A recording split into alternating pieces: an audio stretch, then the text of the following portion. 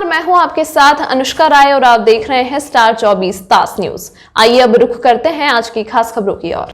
कल्याण तहसील के कांबा ग्राम पंचायत अंतर्गत आने वाला 464 एकड़ जमीन, जिसकी अनुमानित कीमत करीब 2000 करोड़ रुपए है, वह कुछ पूंजीपतियों द्वारा फर्जी किसान बनकर हड़प ली गई है।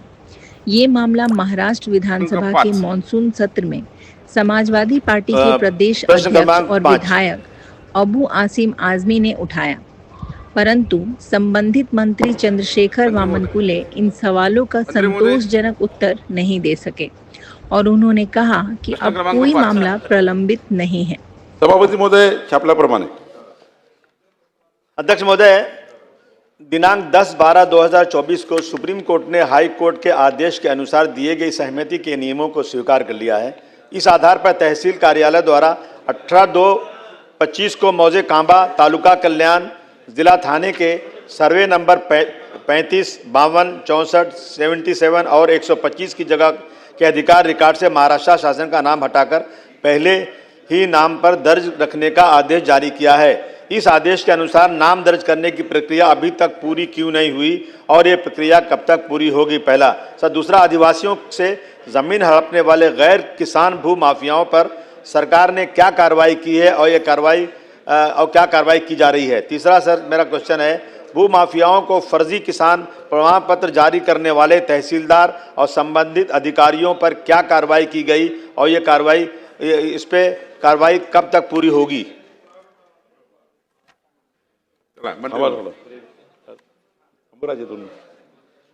माननीय अध्यक्ष महोदय, आदि तर अबू आदमी जी, ये जगह कोई आदिवासी नहीं है, आजू बाजू की जगह आदिवासी है और इसके लिए अगर इसकी हिस्ट्री देखेंगे, बहुत लंबी चौड़ी हिस्ट्री है। ये जमीन जो है 1986 से मामला चल रहा है।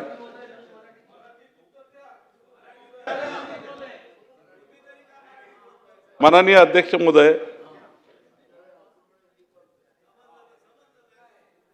ही जमीन काही बोलू नका अबू आदमी जी, ही जमीन काही आदिवासी नाही। ही जमीन या ठिकाणी जर सुरुवात झाली तर फार मोठी हिस्ट्री आहे। तशी रेव्हेन्यू केस आहे। मौजा कांबा 186.06 एकर ही जमीन जी आहे, ही जमीन ती मामलतदाराची होती आणि त्या मामलतदारांनी जमीन फडकेंना विकली। फडकेंनी मग ती शहाला विकली। फडकेंनी शहाला विकली, मामलतदारनी फडकेला विकली, फडकेंनी शहाला विकली आणि मग शहाला विकल्यानंतर मधल्या काळामध्ये आमच्या लोकांनी त्याच्यावर कूड चढवला। कूड चढवल्यावर त्या ठिकाणी कुळानी भांडण केलं। कुळानी भांडण झाल्यानंतर लांब लांब भांडत चालत गेलं। कधी एसडीओनी कुळाच्या बाजूने निर्णय दिला, कधी ॲडिशनल कलेक्टरनी शहाच्या बाजूने निर्णय दिला, मग अप्पर आयुक्तांनी शहाचं रद्द केलं। मग तेव्हाचे 2014चे मंत्री, महसूल मंत्री यांनी शहाच्या बाजूने दिला। मग केस पुनर्निरीक्षणामध्ये आली। पुनर्निरीक्षणामध्ये पुन्हा शासन जमा करण्याचा निर्णय झाला। मंत्री महसूल यांनी 2019मध्ये शहाच्या बाजूने दिली। मग त्याची रेट पिटिशन झाली उच्च न्यायालयामध्ये। उच्च न्यायालयामध्ये 2016चं प्राधिकरण तयार झालं। या ठिकाणी शेवटी ही तहसीलदारनी पुन्हा सरकारचं नाव चढवली। मग पुन्हा हायकोर्टमध्ये गेली। हायकोर्टमध्ये त्या ठिकाणी निकाल लागला की याच्यामध्ये त्या ठिकाणी तडजोड जो नामा केला, मग शहानी हे जे आहे या लोकांनी तडजोडनामा केला। तो तडजोडनामा हायकोर्टमध्ये चालला, मग तो सुप्रीम कोर्टमध्ये गेला।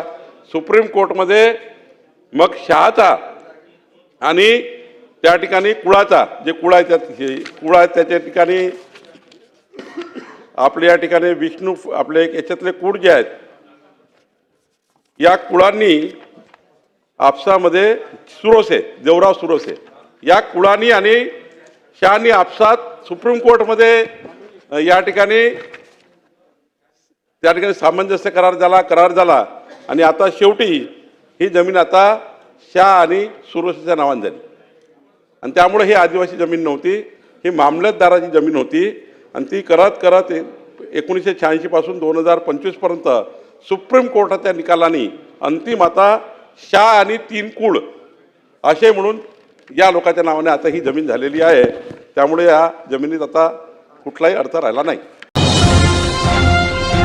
परहित चैरिटेबल सोसाइटी के अध्यक्ष विशाल कुमार गुप्ता ने मंत्री के जवाब को सच्चाई से परे बताया है. थाना जिले के कल्याण कांबा गांव की 464 एकड़ जमीन है जो बिग डॉम कंपनी ने गैर तरीके से खरीदे हैं और इस पर अभी चल रहे मानसून सत्र में सपा के नेता अबू आजमी इन्होंने सवाल उठाए थे और जिस पर राजस्व मंत्री ने जवाब दिया है, लेकिन वो जवाब जो है नाकाफी है, उन्हें गलत जानकारी दी गई, ऐसा आरोप परहित चैरिटेबल ट्रस्ट के जो अध्यक्ष हैं विशाल जी गुप्ता इन्होंने किए हैं, क्योंकि विशाल जी गुप्ता इस मामले की कई दिनों से पूरा देख रहे हैं और क्या खरीद फरोख्त हुई है इनके स्टडी कर इस मामले को जो है सबके सामने रख रहे हैं. हम विशाल जी गुप्ता हैं, उनके साथ बात करेंगे. क्या है ये पूरा मामला जो 464 एकड़ का? देखिए, सालों से 464 एकड़ जगह की लड़ाई चल रही है, जिसमें वहाँ स्थानिक लोग, आदिवासी सब लोग जुड़े हुए हैं. लोगों को गुमराह किया जा रहा है, जोर जबरदस्ती किया जा रहा है. कई घर वहाँ से विस्थापित किए जा चुके हैं. रही बात, आपने जैसा कि बिग डॉम कंपनी का नाम लिया, तो उस कंपनी ने सचिव लेवल पे गुमराह करके जैसे तैसे आकर्षक काम के लिए जगह ले रहे हैं ऐसा बताकर ऑर्डर लेकर रजिस्ट्री करवाई हुई है, लेकिन अभी तक उनका नाम आया नहीं है. लेकिन यहाँ के कलेक्टर, यहाँ के प्रांत अधिकारी, यहाँ के तहसील अधिकारी, मंडल अधिकारी, तलाटी, इन सब के सहयोग से उल्टे सुल्टे कारनामे हो रहे हैं. जैसा कि अभी विधानसभा में प्रश्न उठाया गया है, लेकिन वो सच्चाई से कोसों दूर है. अभी भी डजनों केस चालू हैं, लेकिन उसका कोई भी जिक्र वहाँ पे हुआ नहीं है. मतलब जो सवाल सपा नेता अबू आजमी जी ने इस मामले में उठाया, उसका विस्तृत उत्तर राजस्व विभाग की ओर से नहीं गया है? बिल्कुल, अगर उत्तर गया होता था तो मंत्री महोदय वैसा जवाब क्यों देते? ये सोचने वाली बात है कि यहाँ के तहसील अधिकारी या प्रांत अधिकारी या कलेक्टर जब अपने मंत्री को इस तरह गुमराह कर सकते हैं, तो आम आदमी के साथ क्या करते होंगे? ये सही है आपने कि जवाब जो सवाल पूछा गया था उसके विपरीत जवाब राजस्व मंत्री ने इस मामले में दिया है, जो सदन में दिया गया है. तो क्या यहाँ के जो अधिकारी हैं इन्होंने मंत्री जी को भी गुमराह करने की कोशिश इस मामले में की? बिल्कुल गुमराह किया है. आज आप जाके देख सकते हैं, या आपने देखा भी होगा, सर्वे नंबर 35 में सैकड़ों घर अभी भी मौजूद हैं. ये तो उन सब पहले विस्थापित कर चुके हैं लोगों को, और अभी जो बचे खुचे हैं उनको हटाने के लिए माहौल बनाया जा रहा है. अरे मिनिस्टर ने बोल दिया तो लोग हताश निराश हो जाते हैं, अपने घर छोड़ जाने के लिए मजबूर हो जाएंगे. तो एक माहौल बनाने की कोशिश की जा रही है. इधर ये जो मामला है इसको आप कई दिनों से आप जो उजागर करने की कोशिश कर रहे हैं, आगे इसके लिए क्या आप कोर्ट का दरवाजा खटखटाएंगे? कोर्ट में हम गए हुए हैं, हाई कोर्ट में भी हमारा पेंडिंग केस रहते हुए मंत्री महोदय ने बोला कि कहीं कुछ नहीं है. प्रांत ऑफिस में केस पेंडिंग है, तहसील ऑफिस में 2-4 केस पेंडिंग है. अब हम आयोग के पास गए हैं और राष्ट्रीय आयोग ने मुझे आश्वस्त किया है कि जरूरत पड़ी तो हम वहाँ पे आएंगे, कलेक्टर को भी बुलाएंगे और संबंधित अधिकारी को भी बुलाएंगे, और जो भी होगा विधि के अनुसार कार्य होगा. यहाँ के जो अधिकारी हैं, जो आपका केस चल रहा है, इसमें भी कई फर्जीवाड़ा कर रहे हैं. आपने जो बात कंप्लेंट की इस मामले में, ये पूरा क्या है जो केस के मामले में यहाँ पे कार्रवाई चल रही है? साहब, फर्जीवाड़ा तो जो है, किसान नहीं रहते हुए हाई कोर्ट, सुप्रीम कोर्ट का नाम लेकर ओके बता दिया जा रहा है. जब सुप्रीम कोर्ट ने ओके कर दिया है तो फिर केस क्यों चला रहे हो?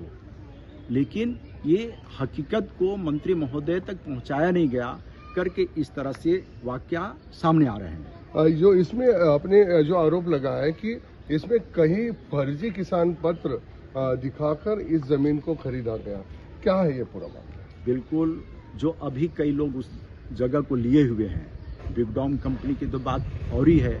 उन्होंने भी फर्जी तरीके से जो रिपोर्ट लिया है, टोटली फर्जी तरीके से लिया है.